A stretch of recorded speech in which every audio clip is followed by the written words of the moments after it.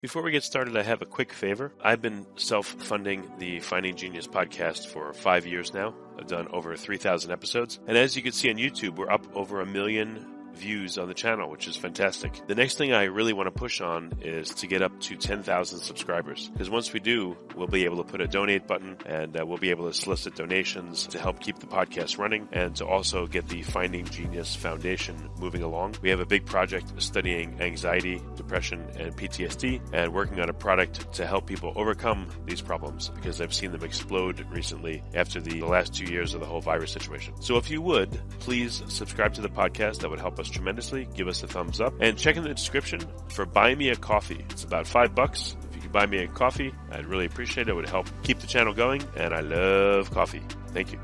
Forget frequently asked questions, common sense, common knowledge, or Google. How about advice from a real genius? 95% of people in any profession are good enough to be qualified and licensed. 5% go above and beyond. They become very good at what they do, but only 0.1% are real geniuses. Richard Jacobs has made it his life's mission to find them for you. He hunts down and interviews geniuses in every field: sleep science, cancer, stem cells, ketogenic diets, and more. Here come the geniuses. This is the Finding Genius Podcast with Richard Jacobs.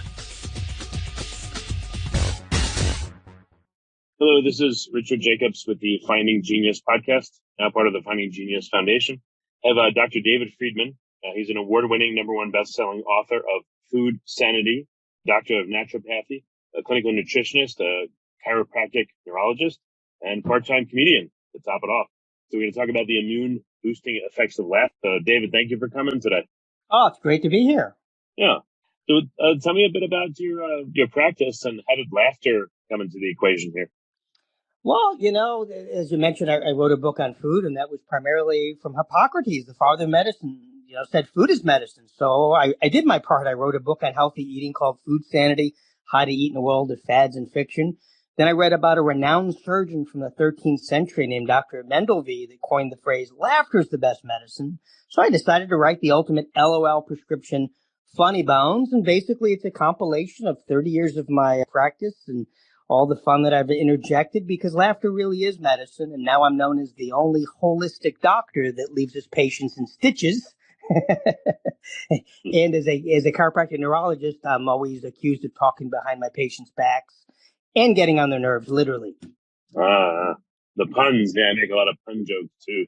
The pun. It's a lot of punishment. Yeah. When I was born, actually before I was born, the doctor said to my mom, you have a pun in the oven. So I started before birth. Right on. Yeah, I have kids. I don't know if you do, but it's a good goal is to make them say every day, "Oh my God, Dad." So if I can do that once a day, I'm happy to do it. So true. So true. So how do you use humor in your practice, and when do you use it? And we'll start from there. Yeah, basically, I've been pretty much incorporating humor into my practice from the day I graduated, but I really stepped it up a notch when I worked on the film. I think it was a Golden Globe Award nominated film, Patch Adams, about this doctor who used friendship and laughter with his patients to help them heal without compromising his skills as a doctor. And I worked on that Robin Williams movie, and it really inspired me to step things up a notch. So that's why I interject. And I had the honor of interviewing Patch Adams on my show earlier this year, and thanking him for that inspiration. So I actually dedicate the book in there to him and his guidance, which is great. So it's funny because I'll see patients who are miserable, they're stressed, they're in pain, and no matter my skills as a doctor, no matter what I do, whether it's nutrition, whether it's neurology, chiropractic, if I can't get them between the ears to relax, smile, and get rid of that stress, they're not going to get better. Really, science, we can touch the base on science, but man, when you get people to just let loose, get rid of that stress and laugh, they heal, and then it allows the rest of the body to kind of follow. And I can kind of figure out if a patient's going to be a tough one to get better or if it's going to be easy. For example, I have a herniated disc, which brought me into chiropractic. My father, his father were medical doctors, and a chiropractor helped me. So it's something I consider as my specialty. I can fix it. But when I walk in and I see somebody attached to their negativity, oh, my uncle, he had to get surgery and this and that, and I read about this and that. They're so negative. It's tough to get them better. I have to break it through the ears first, get them to gravitate toward the healing, and then the body follows, and then they get better. And so it's kind of neat how I can tell that how your attitude really determines your ability to heal. I interviewed John Tesh and Scott Hamilton on my show. Both were told they were going to die of cancer. They used humor. They said it on my show. They said, humor is what got me through. And Scott Hamilton said, I laughed at death. I laughed death in the face, and I beat it because of my laughter and my joy. And I said, wow, that's powerful. That's powerful. Yeah. Does your staff warn patients that are seeing you for the first time, or, when you walk in the room, all of a sudden the shtick begins and you see if they're willing to laugh or not? No, shtick doesn't really begin. It's basically just banter. It's not throwing shtick or jokes. It's just funny humor. It's not for, hey, knock knock, who's there? None of that. It's not like jokes. It's just back and forth funny banter that just happens to come out of the air. It's an improv.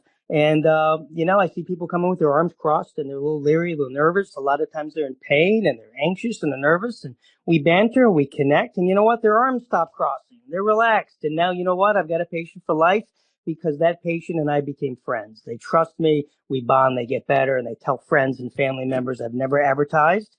It's all word of mouth. And I think when, I interviewed Scott Rouse, who did this. He's the member of that 14 that, sees if you're lying detectors. If you've seen him, they did forgot the name of the show, but he said that he teaches a course now on telling MDs how to be friends with their patients, how to joke, how to bond with them instead of being this little serious. And he says it keeps you from getting sued because no one's going to sue their friend. So I guess you lead with a relaxed, genial manner, and then the patient tends to respond to that because you're relaxed and you're not gruff and uptight and hurried and all that. Exactly. Yeah. They don't get the white coat syndrome with me. Never have. That makes sense. I mean, do you still wear a white coat, or do you wear for promo coat or anything like that? No, promo pictures, because I did one with me with the white coat and I cut it in half and have half of it with Hawaiian shirt, half of it for the doctor part, showing, hey, that's what you get here. But no, I don't like wearing a white coat when I'm in practice. So what do you notice? Is it that patients feel listened to and that's why they relaxed? Or is it in particular what you're saying to them? Like, if someone's like, how do I do this in my clinic, doc? What are some of your instructions to them? It's interesting. I've actually been on podcasts and radio shows where medical doctors have interviewed, and at the end they go, I really want to apply this. I want to create more laughter's medicine, especially after you go over the science. I mean, we'll touch on some of that, but I mean, the science is unequivocal. I mean, laughter is medicine. It's not just, makes them smile, makes them feel better. It literally changes the physiological, biological, emotional, neurological to the positive. So it behooves doctors to lighten up a little bit and stop being so serious and stop being so, diagnose. I call it adios and diagnose and adios. And that's what they do, diagnose and adios. And I think that makes a patient want to find another opinion, or they go and Google, I don't trust my doctor. He doesn't listen to me. He doesn't care about me. He doesn't bond with me. And I think that's important. And I listen to my patients. And I take that time. Even though I'm busy, I still take that time. And you can ask any patient in 30 years if they've ever seen me in a bad mood.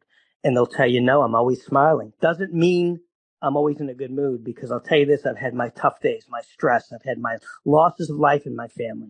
I've walked in very, very, very depressed. But here's what's neat about the human body. You fake it till you make it. It's not fair for me to put my hands on a patient and give them my negativity. They're not coming to me for negativity, and it's not. So I smile, I laugh, and you know what? In 20 minutes, I'm happy, because the brain doesn't know the difference between a fake giggle and a laugh and a real one. It creates the same neuropeptides. It cascades the same endorphins, the same serotonin, the same dopamine as if you were really laughing. And that's the key. So I tell people, oh, Friedman, my life sucks. It's stressful. What are you talking about, this laughter? Fake it. Put a smiley face sticky on your phone to remind you. Get a screensaver that has a smiley face. When you wake up in the morning, don't turn the news on. That's negative. Start your day off reading a funny joke or watching dad jokes on YouTube. Whatever makes you smile. Comedy Channel on the way to work. And you'd be surprised how you get in a good mood. Before we continue, I've been personally funding the Finding Genius podcast for 4.5 years now, which has led to 2,700 plus interviews of clinicians, researchers, scientists, CEOs, and other amazing people who are working to advance science and improve our lives and our world. Even though this podcast gets 100,000 plus downloads a month, we need your help to reach hundreds of thousands more worldwide. Please visit findinggeniuspodcast.com and click on Support Us. We have 3 levels of membership from $10 to $49 a month, including perks such as the ability to see ahead in our interview calendar and ask questions of upcoming guests, transcripts of podcasts you're interested in, the ability to request specific topics or guests, and more. Visit findinggeniuspodcast.com and click Support Us today. Now, back to the show. Maybe you should threaten to tie them down and tickle their foot with a feather if they don't laugh. That's coming next, but I usually get it before that. Well, what have you noticed when, you come into a room and you get a patient that's just in a sour mood? I don't know, there are times where your stuff falls flat and then you're like, what do I do? Or does it always work? Like, what are some of the nuances of what you do? Here's what happens. Some have a decision. They've made the decision not to be happy. There's always some part of you that wants, but they've made the decision. I don't deserve to be happy. I'm not having a happy work, so I'm going to be miserable and I deserve it. No, you don't deserve it. You deserve happiness. And my goal is to kind of switch that around and give them a checkup from the neck up, because it really is something that they can control. And it's sad now, and I'll bring this up, is things have changed. Now people feel like I offend people if I laugh, and, oops, I'm not supposed to smile. But I'll share this. I got a Facebook post that said, 4 years ago today, you posted this. And I looked, it was funny. People laughed. It was a woman bending forward, tying her shoe.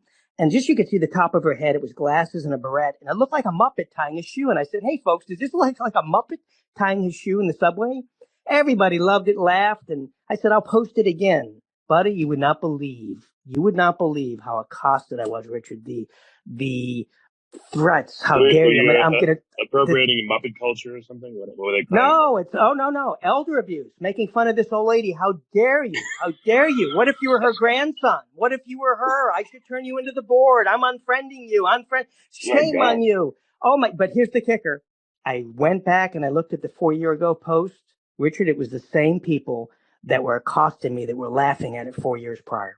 Really? They used to have a sense of humor. So my point is, we need to get it back. We used to laugh 4, 5, 6 years ago. Now we feel that, I can't laugh anymore. So it's a decision that you folks out there have made that are seeing that you can't laugh and have fun because, and I put in there, I said, shame on you guys. You used to have a sense of humor. This was funny 4 years ago. What happened? And they didn't say a word. Jeez, that's crazy. Huh. Well, what do you think? Is it just, I guess, societal pressure has told everyone, you better be serious? Because, what's wrong with laughing? What's wrong with relaxing and smiling? Let's say if you talk to MDs, fellow MDs or other people, why are they telling you that they're uncomfortable doing this or they're afraid to do it, let's say? I don't know if they're afraid to do it. They just come from that mindset where you've got to be serious, the old tie and jacket. And, I think that when you look at, and that's been that way 5, 10, 20, 30, I think medical doctors in general, and even all kinds of physicians don't feel they can break that barrier. It works. People come back. And what's funny is I never charge for the treatments in my office. Never have. I just charge for the jokes. The treatments are free. Always has been. But what's interesting is like I said, with the comedians, I've interviewed Jay Leno on my show, Howie Mandel on my show, and they're scared to do stand-up comedy because they don't know if they're going to say something that could maybe tomorrow ruin their career. Howie Mandel's very improv. And he says, I'm up 2, 3 in the morning going through his head what he said. Did I say something that you should have to, you're a comedian. But, it's changed. So I get it. But, we're allowed to. My book's a clean, fun humor. But I will tell you, 21 pages of my book were crossed out by the editor. You can't say that anymore. I'm like, but it's cute. It's fun. Can't say this. Can't say, or Oriental medicine. Can't say that word. I go, oh, my God. So I'm going to give the 21 pages to the select few that I know are cool and won't be offended. But what's in there now is pretty much appeals to everybody. So it's all cleaned up. But who knows? It's subjective. Some people might go, oh, wait a minute. You said the word fart. That's a bad word. Do you instruct your patients how to look? Should they sign up for publications that send them a joke of the day? Like, should they have this humor pushed to them so they're surrounded by it more? Or should they make a habit of seeking it out? Like, how do you help someone that needs help literally to laugh and relax? It just comes naturally. There's no instructions. I don't write a prescription for laughter, except I guess funny bones would be a prescription for laughter if you want to call it that. And like I said, everybody here's what's interesting. We all gravitate toward laughter. It's the highest number one channels on Sirius, 13 of them for comedy. To put that in perspective, there's only 5 for classic rock and there's like 4 for jazz. So we really gravitate toward, no matter what race you are, no matter what color, whatever sex you are, wherever you live, whether it's Russia, Germany, and China, we love to laugh. It's what binds us. It's what we all love to do in our own special way. And what really I love is when you laugh, no one knows where you're from. It all sounds the same. It's the one form of communication we all share. If somebody from China laughed, we can't say, oh, that's Chinese laughter. No, it's laughter from South America, from Germany. Laughing is the same, and science has shown that it's what we did before we communicated. Millions of years ago, we laughed before we ever communicated. It was the original source of communication. So what I'm doing now is bringing that back together, the one thing that bonds us. On your show and my show, we've had people that oppose each other. You get the paleo and the vegans, and you get the Democrats and the Republicans. You get this fighting, but we love to laugh. It's something that really binds us. And guess what? Babies 2 weeks old can laugh and giggle before they speak. You might say, well, that's because they've seen their mom do it. Maybe they're mimicking it. A baby born blind and deaf giggles and laughs at 2 weeks. Can't see it or hear it. It's innate within us. And that's what I'm tapping into. That innate ability to laugh and just get rid of stress. And stress is the number one cause of every ailment. I've interviewed people, diabetes and heart disease and cancer and depression. The list goes on. It's linked to so many diseases. In fact, I read that 85% of all diseases, if we didn't have stress, wouldn't exist. Stress feeds them. It fuels them. Well, guess what laughter does? It increases our endorphins, gets rid of stress, increases neuropeptides. It gets rid of stress, and there's so much science behind that. So really, it is medicine. It catches the root of the fire before it turns into the giant inferno. Yeah, I guess as a tip for listeners, I have gone on YouTube and looked up videos of babies laughing, and then it's so genuine from them that it does make you laugh or at least feel good. Kind of like an awe type thing. So it might be helpful for listeners if they watch videos like that. They'll laugh too. Yeah. And, it's also, how we learn. I taught in the 80s, I taught neuroanatomy. And to this day, I still bump into doctors that tell me it was my funny saying, songs, and silly mnemonics that helped them pass their national and state boards. Because I made this very, very complex course fun. And they remembered it. The body remembers things when it's funny. And then, and what's so cool is, science shows that. They've actually it was the Journal of Behavioral Neuroscience that revealed before and after MRI images that showed laughing improves cognitive function and overall brain health. So we learn better. And we remember, think about this, a week after the Super Bowl, which commercials do you remember the most? The ones that were funny. They stay with you. Yes, we remember by funniness. So it's really interesting. And, and now everybody's immunity. We got to take our vitamin C and zinc and echinacea tea. And no, man, we need to laugh more because according to the Journal of Rheumatology, laughter decreases inflammation and increases infectious fighting antibodies. And I love another study was in the International Journal of Molecular Medicine. They determined that natural killer cell activity was higher in the group watching funny videos compared to the controls. That means it helps your immune system and even combat and kill cancer cells. And that's been scientifically proven. Wow.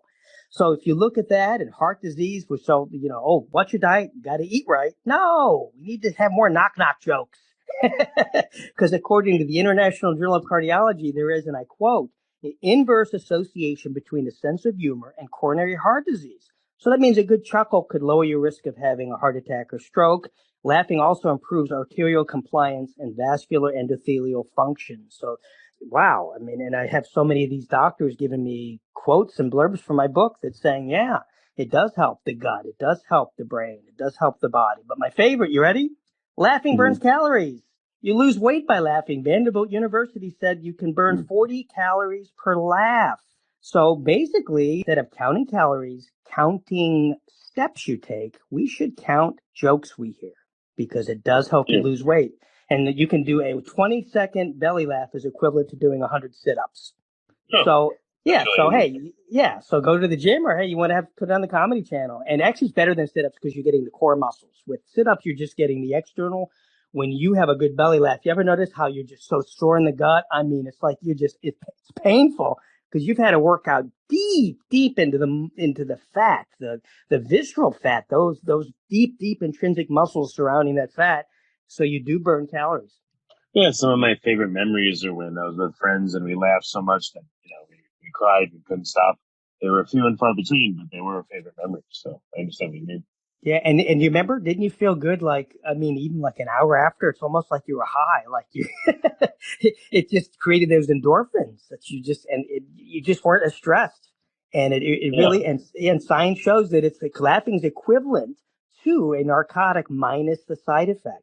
So there's actually been studies showing that it does draw that same, that dopamine that you get when you have a illegal drug or so. This is illegal and there's no side effects, and you get the same benefits. Mm. So it was really cool on there. But with you probably talked to docs about the gut and the microbiome. It's so important for Right. diseases. Even God, they gave arthritis, diabetes, heart disease, depression.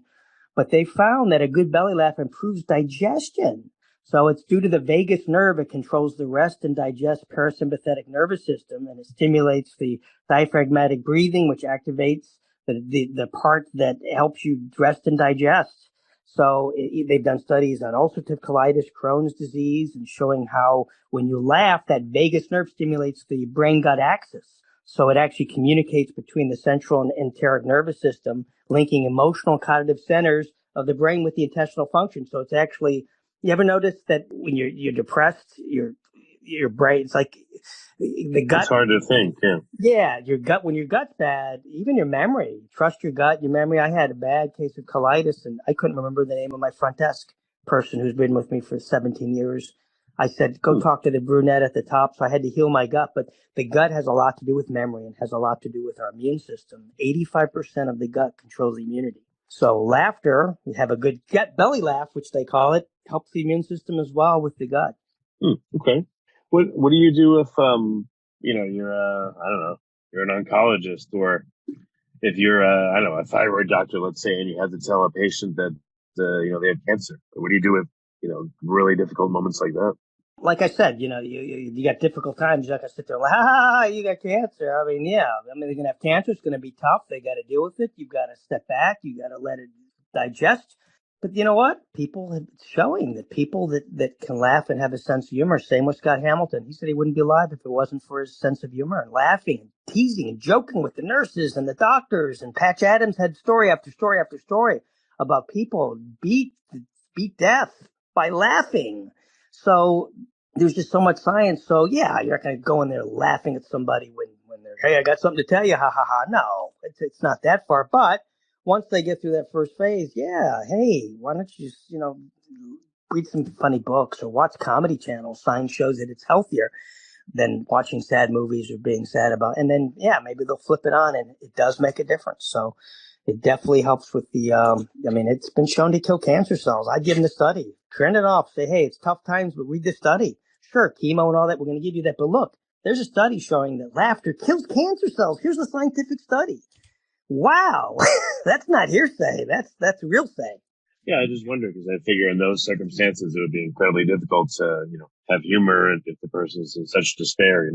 Yeah, I mean, I get patients herniated disc can't even walk in. They're depressed. They're in pain. I'm not going to sit there and joke. It has its place. Everything has its place. But no, I think once that I get them a few times, get them to smile, laugh a little bit, say we're gonna, and then they get better. So they got a choice. They can stay miserable, worry and ponder about, oh, why me, always me, and oh, I got a broken leg, oh, this, that, or say, you know what? I'm going to have a positive attitude. And as you know, positive attitude is everything when it comes to healing. If you don't stay positive and deal with the stress part, you're a goner. Why not give it a chance? Give it some humor. Well, I don't know. What are some of the people that have been most difficult to make laugh and why? Probably the chemical engineers. They come in, they're all serious, and it's like, and what's funny is it's like, and you know what? I read people. It's like, all right, that's not the person. And after the third, fourth visit, I get a little smile. I go, wow, I found where, and then we get them a smile, and wow, becomes a great. Otherwise, it's like so analytical, it's analysis paralysis, and it's, like I said, and it's like not telling joke. It's just, finding funny humor in some of the daily activities. Same with celebrities that come in, they're serious. A lot of them work 16, 18 hours and they come in and, they unwind. And then I become the chiropractic neurologist and doctor for the stars for that reason, because I inject a lot of humor. Interesting. Okay. So, it sounds ridiculous. Like, I don't know, are doctors asking you for a training program on how to do this? Like, where do you see other professionals just get stuck and not know how to do it? Or, I don't know, what if their humor is horrible and they just don't connect with people and they embarrass themselves? Like, what happens? I don't think it's something you can force. I think it's something where if something funny happens, where some patient tell you a funny story, tell the few patients after. Of course, you're not going to use the same name, but hey, I had a patient today, and then tell them a funny story, and get them to laugh. And it's just you. Oh, you never guess what just happened. And that's what I do. And then you create laughter. I just laugh. I'm no joke. Just the last patient before I got on this phone, she says, I'm going to a funeral tomorrow, and she says, I get nervous laughter at funerals. She says, it's just how I deal with mourning. And I said, of course you do. And she starts laughing. And she says, that was a quick one, Friedman. I said, I was dead on, wasn't I? Dead on. And she's like, little simple things like that. And it's like, she's cracking up as she left. But, and that's how you basically deal with it. Like I said, there are courses you take Scott Rouse teaches it. He has a whole course for doctors to teach them how to bond and bring more laughter, and not just laughter, but just friendship. Just bringing more caring. It's not necessarily coming in with a clown nose, but so there are courses now. Yeah, so there are courses, and do people have more problems with the making people laugh part, or is it the opening yourself up to patients and maybe sharing some personal stories that make doctors cringe? Like, where do they have the hardest time with this stuff? Well, pertaining to who? Patients or doctors? Doctors. Yeah. Yeah, I think doctors are just patients a number. Some of them don't even touch or shake it. They just come in, history, here's your prescription to leave. Look at the medical point. And, where I'm more hands-on. God, I had the patient come in and he was having chest pain. And he went through a whole slew. Grandpa had a heart attack. They heard that. They put him through all these tests for heart and echo. And they did this dye study and couldn't find it. And he was here for headaches and neck pain. And he says, I'm still having this chest pain. I go, where? And he touched it. I went right to it and I touched it. He goes, ow, that's it. I said, wait a minute. That's your pain? Yeah, that's it. I said, that's the chest pain you went to the cardiologist for? Yes. I said, did he ever touch your pain? He said, no. All he heard is I had chest pain and ordered these tests. I said, you have costochondritis. It's an inflammation of the cartilage. And I treated him 2 times. He's better. He got fixed because I touched the guy. I said, you call the cardiologist and say, put your hands where patients are hurting. Don't put him through this little run through. And you know what? He fortunate all these tests. Let's put him through this little game. Touch your patients mentally, emotionally, physically. If his patient's hurting, feel where they're hurting. Don't just say, oh, okay, I know history. And, that's just one example of many. And, that's kind of what they need to learn. It's not this, like I said, adios diagnose. And, I see so much of that. And whether it's just a joke about their diet, something that's funny about their lifestyle, something that's funny about happened on the way to work, share a little funny story with them, unwind, and then get them to say. Yeah, that's kind of the goal. Do doctors feel like the patient's going to lose respect to them if they're not this, this very prim and proper and serious physician? Patients are being lost because the doctors aren't being more touchy-feely, lovey, because they, what? My doctor does. Number one question. If you could describe your doctor, what do you feel? He doesn't care about me. I'm a number. Yeah. I'm a number. I've thought of that before, yeah. Yeah. And you know what? If you're a number, you don't care about you. You go somewhere else, you're likely to not like the doctor. And that's what Scott Ross was saying. You're more likely to get sued. So you know what? For the sake of you not being sued, start putting more laugh. That's what it takes to bring happiness into your practice. Do that as well. Bring that in because you know what? Like I said, no one's going to sue their friend, their doctor. Become a friend, And I guess another way to put it is like, if a doctor doesn't care about me, why should I care about them? Exactly. And, it's not just me with sense of humor because what I gravitate, I vacuum patients and there, a lot of funny things happen. I share in my book, Funny Bones. Didn't happen just in the treating rooms. Hilarity sometimes goes at the front desk and, we got funny calls. One time we were running late on a Monday, had a few emergency patients walk in, or I should say crawl in. And the phone rang, my office manager answered, and the person on the other line said, I'm calling to make an appointment to see Dr. Friedman. She said, sure, when would you like to see him? And the person on the phone shouted, 30 minutes ago, I'm still sitting in the treatment room waiting for him to come in and see me. Right. And he's a sense of humor, and I walk in and he told me he did that. And then that's the kind of patients. And in my book, it's not just me. A lot of it's the patients with the sense of humor because they feel they can. And that's what's fun when you can get the reciprocate. It's not fun telling funny jokes and being funny solo. Who wants to do that? Well, what about front desk staff? People answer the phone and see the patients. Like a lot of times they're really sourpusses in most places I've been to. Is it important to have the staff on board, or it's enough for the doctor to be, laughing and joking? No, friendly. The key is to be friendly. I've been to doctor's office and they hand fill these paperwork out. Doctor will be with you soon. Or, all right, that's 55 for today. And then you pay them and then leave. And they don't even look up at you. It's rather than, oh, I'm so sorry to hear you're having a sore throat. Dr. Smith is so good at this. We've seen a lot. And I'm sure he's going to help you out today. Wow, what a freaking difference, man. Mm-hmm. You just touch their heart, man. You care about the person. When they come out, don't just say it's 55 for today. How would you like to pay? Check, cash. You say, oh, I see you're done. Oh, he gave you a prescription. Hopefully that's going to help you. No, my brother has sore throat like that. And man, I just know it could be a little tough on you, but I'm sure this is going to help you. If a lot of patients get better, whatever it is. Wow, she freaking cares about me. It doesn't have to be jokes. It has to be about caring. It's not knock-knock jokes. It's about just being friendly and smiling. It's not jokes. And it's awful. And I'll tell you, most offices are like that. They're just my office. Hey, Sally, how'd the baseball game go? Did your son win? Wow, you remember I was going to the competition? Yeah, my son. Just something simple to care about people and your patients as human beings and not freaking people giving you money. And that's what it's about. And you genuinely care about them. If you don't, you don't belong to be in practice, and hopefully your practice is going to hurt, and you don't deserve it because you don't care about your patients. There's got to be that care, that love for people. If you don't have that, get out of the field.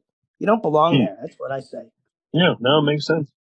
Well, I hope that you can successfully, happily infect, offices all over the world so they can treat their patients better. I really would like that. What's the best way for people to find out more about your work? Where can they get your book and, any other resources and materials you have? Yeah, you can check out my book, Funny Bones, and it's true tales from my office that'll crack you up. It's available on Amazon, BarnesandNoble.com, and BooksAMillion.com, and all proceeds of every book sold are going to the Laughter Saves Life Foundation.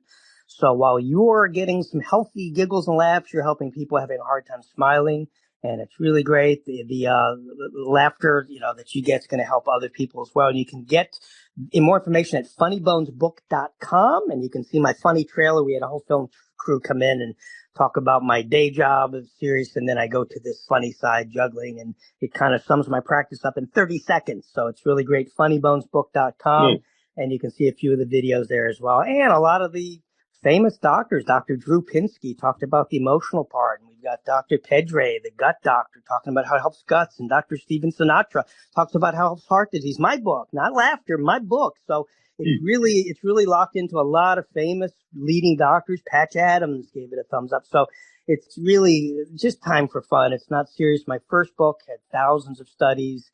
This has one in the beginning, and I said, that's it. That's it. One time to laugh. So it's not a scientific based book because let's face it, that's not funny. Let's get right to the funny stuff. Okay. Well, excellent. Well, David, thank you so much for doing what you do and helping people feel better and relax and not be so serious all the time and relieve their stress. So, and for helping doctors, to do this too, the more the better.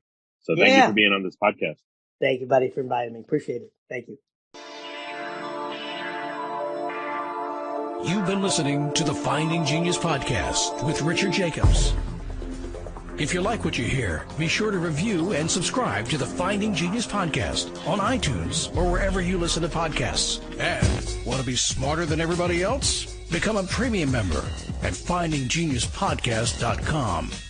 This podcast is for information only. No advice of any kind is being given. Any action you take or don't take as a result of listening is your sole responsibility. Consult professionals when advice is needed.